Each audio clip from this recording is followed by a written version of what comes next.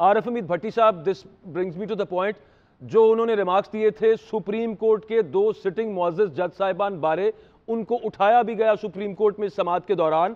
Chief justice صاحب نے فرمایا تھا کہ دیکھیں گے اس معاملے کو, فیصلہ آ گیا ہے. اب لگتا ہے آپ کو کہ کسی قسم کی توہین عدالت کی کارروائی انیشیٹ ہوگی کورٹ میں؟ مریم نواز کے وہ ڈکٹیشن کس کو دے رہی ہیں کہ پہلے نواز شریف کے کیس ختم کیے جائیں, عمران خان 100 پیشیوں پہ جائے, اسے نااہل کیا جائے, تب الیکشن کی بات کریں گے.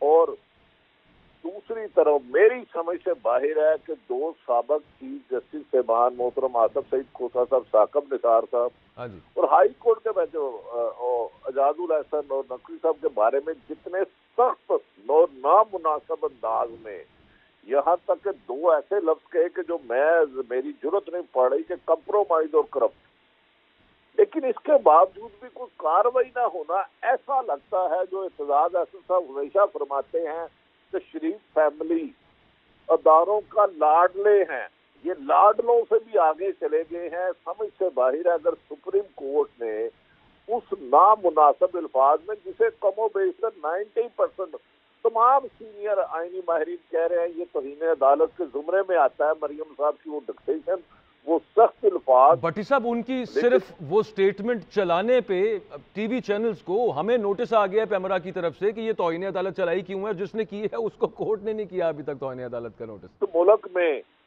آئین کی وائلیشن کرنا تو جائز ہے, اس کی نشاندہی کرنا جرم ہے. میں پیمرا پہ قربان جاؤں کہ جس خاتون نے توہین عدالت کی, نامناسب لفظ استعمال کیے سپریم کورٹ کے اور جج صاحب کے بارے میں, میرا اس کے کہے ہوئے لفظ چلانا میرا جرم ہے. مجھے نااہل کر دیں گے, مجھے گرفتار کر لیں گے, مجھے پھانسی دے دیں گے, لیکن جس نے وہ توہین عدالت کے الفاظ استعمال کیے ہیں اس کے خلاف کاروائی کوئی نہیں.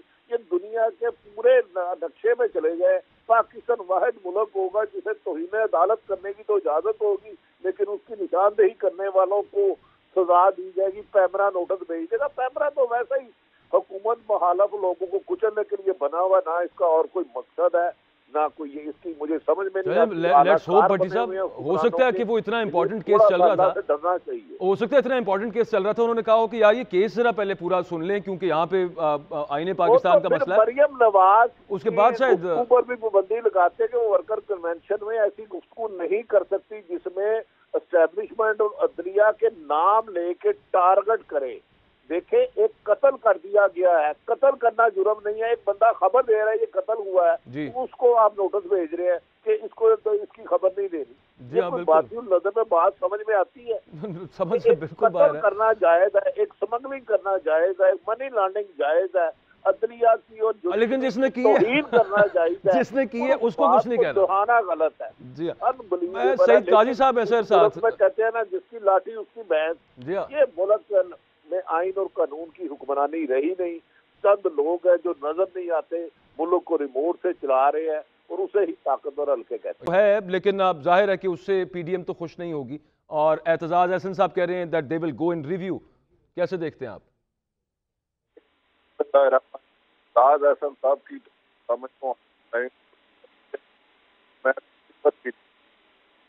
کچھ دیر پہلے میں سپریم کورٹ میں تھا اور تمام وکلاء کا کنسنسس تھا کہ ہیئرنگ کے دوران, سماعت کے دوران 5 جج بادی النظر میں لگے تھے کہ 90 دن میں نیبرنگ ہونا چاہیے. لیکن بہرحال اب 3-2 سے آیا ہے, یہ تو کنفرم ہو گیا کہ الیکشن کرانا پڑیں گے. دوسری طرف پی ڈی ایم کے عزائم جانے اور مریم نواز صاحبہ کا جو انداز گفتگو ہے, ایسا لگتا ہے کہ حکومت اس الیکشن سے فرار کا ہر راستہ اپنائے. جیسے اعتزاز احسن صاحب نے کہا, ہماری اطلاع کے مطابق جو خبر ہے مارکیٹ میں, کل شام کو جو فیصلہ محفوظ کیا گیا, نواز شریف, مولانا فضل الرحمان اور مریم نواز میں رابطہ ہوا. انہوں نے کہا جی کسی بھی قیمت میں ہم الیکشن نہیں کرائیں گے, چاہے جو مرضی ہو. ان کی ڈیمانڈ ہے کہ پہلے عمران خان کو نااہل کیا جائے, گرفتار کیا جائے اور نواز شریف کے مقدمات ختم کیے. اب عدالت کا 2 سے فیصلہ تو واضح ہے, 90 دن میں الیکشن کرایا جائے اور گورنر پنجاب کی حد تک صدر پاکستان نے ٹھیک کیا اور مشاورت کرے. لیکن کل کو پھر یقیناً اگر یہ الیکشن نہیں کرواتے, جو بظاہر ان کے عزائم نظر آ رہے ہیں نگران حکومت آج تک کی بھی باعث نہیں آئی کہ جو صرف اور صرف نو پی ٹی آئی کو ختم کرنے کے لیے فوکس کر رہی ہے، آئین خراب کر رہی ہے. تو یہ تو باتیں کر اب دیکھنا یہ ہے کہ حکومت اس پہ امپلیمنٹ کرتی ہے. کبھی لا اینڈ آرڈر کا بہانہ لگا دیں گے، کبھی کہہ دیں گے فنڈ نہیں ہے. تو حکومت سے تو عزائم نظر نہیں آتے، لیکن سپریم کورٹ کا تو واضح حکم ہے کہ 90 روز میں ہر حال میں الیکشن کروائیں. اگر نہیں کرواتے تو آرٹیکل 254 غالباً کہا ہے کہ اس سے ہوگا، لیکن بہتر ہوتا کہ اب ڈیٹیل فیصلہ آئے گا تو اس میں کہہ سکیں گے. لیکن بڑی بدقسمتی ہے، جیسے اتحاد احسن صاحب کہتے تھے کہ آئین میں بالکل پہلے دن سے اتحاد احسن صاحب واضح کہہ رہے ہیں کہ ہمیں 90 دن سے 1 منٹ بھی نہیں اوپر جایا جا سکتا. بھٹی صاحب، اعتزاز صاحب بینچ نہیں، سپریم کورٹ کے اندر ڈیوائیڈ کا بھی ذکر کر رہے ہیں، دراڑ کا بھی ذکر کر رہے ہیں، اور جو شاید انٹینشنلی ڈالی گئی ہے اور اس کا بڑا نقصان ہے. اور یہ ایک ایسی پٹیشن تھی یہاں پر جو بلکہ سو موٹو تھا کہ جس کے اندر تو آئین کے مطابق صرف یہ طے کرنا ہے کہ 90 روز میں الیکشن ہونے ہیں، اور وہ آئین کے اندر لکھا ہوا ہے، اور کس نے کروانے ہیں صرف یہ طے کرنا ہے. اس میں بھی اختلاف آ گیا کہیں نہ کہیں. جنہوں نے اختلافی نوٹ لکھا محترم جسٹس منظور حیل صاحب، تو وہ بھی بات میں متفق لگتے تھے ریمارک کے دوران 90 دن میں ہونا ہے. لیکن اختلافی نوٹ کس بات میں ہوتا ہے، یہ مقابلے بات ہے، مکمل تفصیلی فیصلہ آتا. اس طرح تو بظاہر جو اعتراض بہت خطرات پڑ رہے ہیں، پولیٹیشین اور عدالتوں میں ڈویژن ہے، تو سپریم کورٹ تو الٹیمیٹلی آخری کورٹ ہے نا. اگر ادھر سے حالات ہوں تو یہ قابل ایک سوچ میں عملہ ہے کہ اس طرح ملک آرگی کی طرف جا سکتا ہے. حکومت فیصلہ نہیں کرانا چاہتی صاحب نے کہا، اس کے بعد منظور حیل صاحب کے اقامات سے اب فیصلہ 2 دن سے آ گیا. تو مجھے پاکستان خطراؤ نظر آ رہا ہے ان فیوچر، کیونکہ ادارے بھی کے ساتھ ناانصافی ہو تو پاکستان میں سپریم کورٹ آخری فورم ہے جہاں جا کے انصاف مانگا. اگر آپس میں بالکل ٹھیک ہے. اعتزاز احسن صاحب، بھٹی صاحب جو بات کر رہے ہیں بہت ہی دکھ کی بات ہے، اور اس سے زیادہ تشویشناک بات ہے کہ نواز شریف صاحب، مریم صاحبہ، مولانا فضل الرحمان صاحب دے سے کہ کسی قیمت پہ الیکشنز ہم نے نہیں کروانے جو بھی ہو جائے، اور اس کے بعد آگے صورتحال وہاں اس طور بنتی نظر آ سکتی ہے ہمیں. لیکن دوسری طرف آئین ہے پاکستان ہے بڑا سمپل سا سیدھا سا. یہ معاملہ آگے کہاں چلے گا؟ بھٹی صاحب آپ کو دوبارہ کرتے ہیں، آپ کی آواز ذرا ٹھیک نہیں آ رہی تھی. اعتزاز احسن صاحب، فیصلہ جو ہے آئینی اعتبار سے جو میری ریڈنگ ہے اس سے یہ درست فیصلہ ہے میجورٹی کا، اکثریت کا، 3 ججز کا.